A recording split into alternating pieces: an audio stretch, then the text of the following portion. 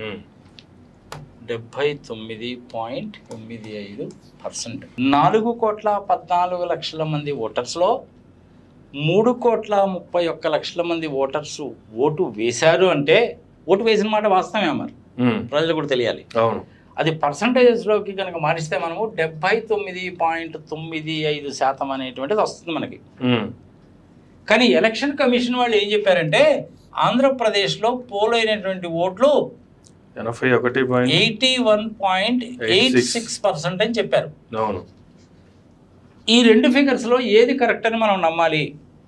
Election commission ప్రజలకు తెలియక వదిలేద్దాం.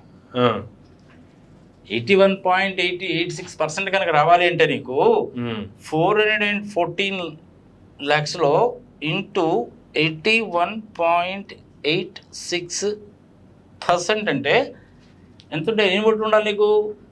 3,38,00,000 రావాలి. 3,38 crores రావాలి.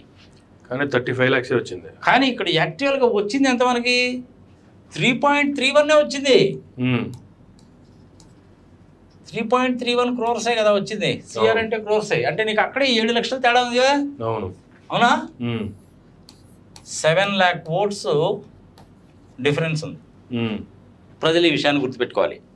ఈ ఫిగర్స్లో ఏ ఫిగర్ కరెక్ట్? ఎలక్షన్ కమిషన్ మాత్రమే చెప్పాలి. ఎలక్ట్రానిక్ కౌంటింగ్ మిషన్స్ పర్ఫెక్ట్గా పనిచేస్తాయి, 110% పర్ఫెక్ట్గా పనిచేస్తాయి. అందులో టోటల్గా పోలైనటువంటి ఓట్లు అంటే వాళ్ళు చెప్పినటువంటి పర్సంటేజ్కి ఇచ్చినటువంటి ఫిగర్లకి తేడా కనపడుతుందా లేదా? ఇది ఎలక్షన్ కమిషన్ వాళ్ళే సాటిస్ఫై చేయాలి. 7 లక్షల ఓట్లు చిన్న ఫిగర్ కాదు. 2014లో జగన్మోహన్ రెడ్డికి ప్లస్ యాజ్ వెల్ యాజ్ టీడీపీకి ఉన్నటువంటి ఓట్ల డిఫరెన్స్ కేవలము 5 లక్షల ఓట్లు మాత్రమే. మరి ఇప్పుడు 7 లక్షల ఓట్ల డిఫరెన్స్ ఉందంటే ఏమైనా జరగచ్చుగా? అంతే కదా.